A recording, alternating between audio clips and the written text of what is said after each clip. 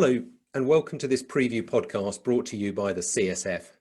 My name is Professor Prof Edwards from the University of Southampton in the UK. This year, ACR has risen to the challenges caused by the COVID-19 pandemic by offering its first virtual e-congress from Thursday the 5th of November to Monday the 9th of November 2020. As with previous years, the expansive scientific programme covers a broad spectrum of rheumatic diseases through satellite symposiums, abstract sessions and presentations. Throughout the Congress, the CSF are here to help guide you through key content on cytokine signalling science. Our comprehensive coverage of highlights brochures, daily highlight videos, author presentations of notable abstracts, and online educational courses. I don't think there's ever been more data presented on JAK inhibitors at an ACR meeting, with over 100 posters and presentations. Everything I discussed today is available in more detail in the CSF's highlights brochure. Your free to access guide to cytokine signalling science at the ACR Convergence 2020. Our selection of the most notable abstracts and sessions cuts through the noise of the Congress. You can view our recommendations and session times on cytokinesignaling.com right now. The first area I would like to discuss is COVID-19. The fastest moving area in science has dominated headlines throughout 2020, and this unwavering interest is reflected in the ACR programme with a special lecture from the National Institute of Allergy and Infectious Diseases Director, Dr. Anthony Fauci. Another COVID-19 talk of interest is COVID-19 around the world, impact on rheumatology, and that's with Dr. Rebecca Granger and Dr. Jean Liu. Here you can find out about the management of patients during the pandemic and the effect of immunosuppressive therapies on COVID-19 susceptibility. And be sure to look out for a special CSF podcast with Dr. Granger and Dr. Liu, where they discuss the topics in their talk in more detail. Now, this year's ACR features talks on a wide range of topics. The Great Debate, Janus kinase inhibitors should or should not be used before biologics after methotrexate failure in RA, features Professor Vibeke Strand siding with JAK inhibitors. And in the opposing corner, siding with methotrexate, is Professor Michael Weinblatt. You can join the debate live on Friday. Another talk certain to attract a lot of interest at this year's ACR is the new ACR recommendations for the management of rheumatoid arthritis. And that's presented by Professor Stanley Cohen and colleagues. The new recommendations apply to the use of pharmacologic and non-pharmacologic therapies, management of patients with comorbidities and vaccinations. The CSF are developing a CME course on the new recommendations, and we're happy to announce our esteemed faculty includes Professor Stanley Cohen, Professor Lena Calabresi, and Professor Riki Alton. Be sure to look out for it. So moving on now to an ever-important element of the ACR programme, basic science. It's well known that the different JAK inhibitors have differing degrees of selectivity across the JAK family. Increasing understanding of the mechanisms behind each drug's action can increase the precision of therapy and appropriate selection of drugs. The effects of JAK inhibitors against JAK2-mediated signalling in innate immune cells from Dr. Yuya Fujita and colleagues will be available in the RA Treatments Poster 3 session on Sunday. Other basic posters of interest include an analysis from Dr. Takio Isazaki and colleagues on the inhibition of monocyte differentiation with filgotinib. This is part of the cytokines and cell trafficking session on Monday. A poster from Dr. Thierry Sonas and colleagues in the spondyloarthritis session on Sunday is also a CSF pick.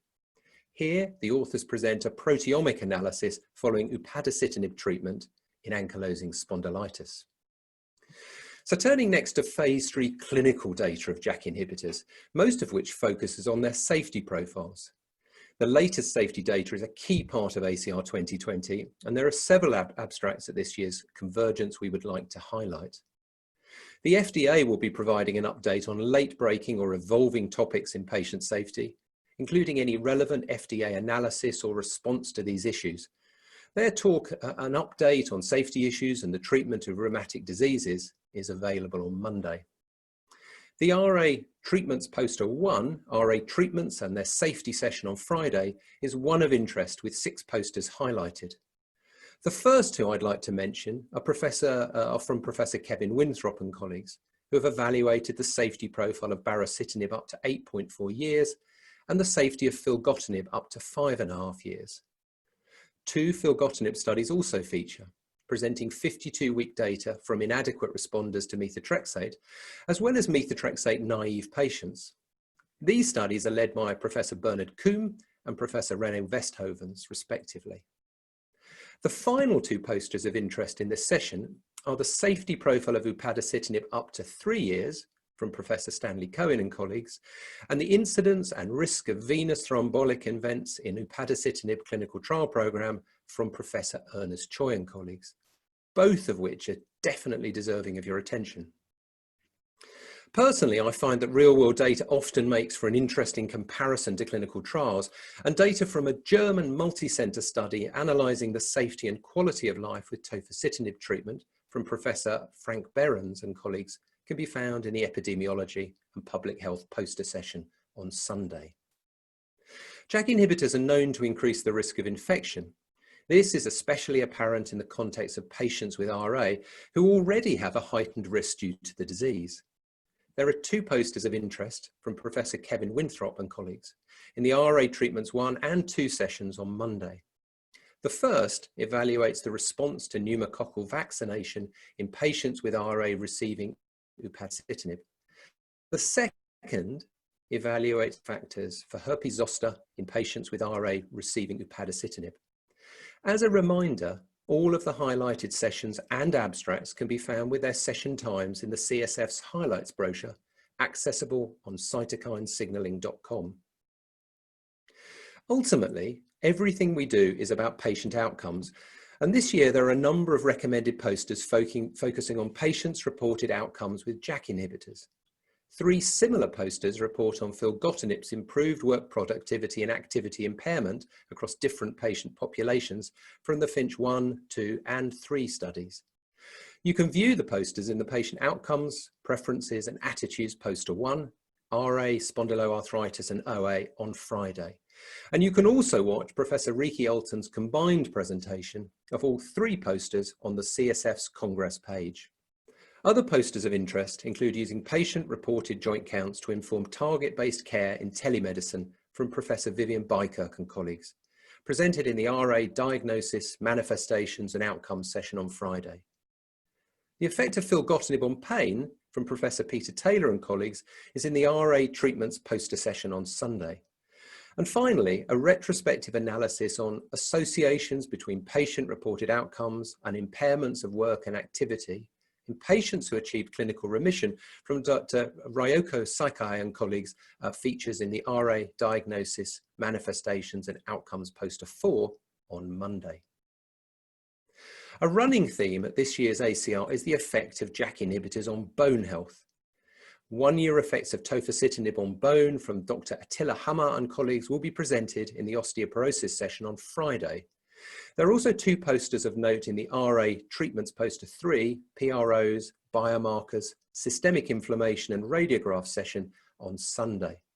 The first of which is 5-year data on the impact of baricitinib on radiographic progression from Professor Desiree van der Heij and colleagues. The second poster is from Dr. Charles Peterfy and colleagues and analyzes 2-year data on the impact of upadacitinib on radiographic progression. There are also some interesting data beyond RA, with 2 posters in the spondyloarthritis, including psoriatic arthritis session on Saturday. Professor Philip Mees and colleagues analysed the effects of filgotinib on the resolution of enthesitis in patients with psoriatic arthritis. The second, from Dr. Walter Maksimovic, analyses the impact of filgotinib on structural lesions in the sacroiliac joints in patients with ankylosing spondylitis.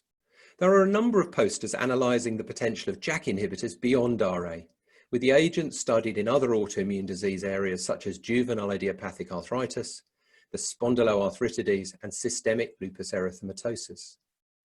Modulating the JAK-STAT pathway represents a novel approach for the treatment of lupus. JAK inhibitor trials are currently underway as they could impact several pro-inflammatory immune cytokines implicated in the pathogenesis of SLE. The delineation of a pro-inflammatory cytokine profile targeted by baricitinib in a phase 2 SLE trial from Professors Thomas Dorner and colleagues receives our recommendation, available in the SLE treatment poster 1 session on Saturday. I thoroughly recommend looking out for JAK inhibitors in the spondyloarthritis, including psoriatic arthritis sessions. In these sessions, you can find phase 3 data from upadacitinib trials in patients with psoriatic arthritis, as well as phase 2-3 data in ankylosing spondylitis. A particular study I'd like to mention is from CSF Steering Committee Chair, Professor Ian McInnes and colleagues, who analysed the impact of upadacitinib on pain reduction in psoriatic arthritis. Professor Laura Coates and colleagues present the 100-week data from an open-label extension in patients with psoriatic arthritis on Saturday.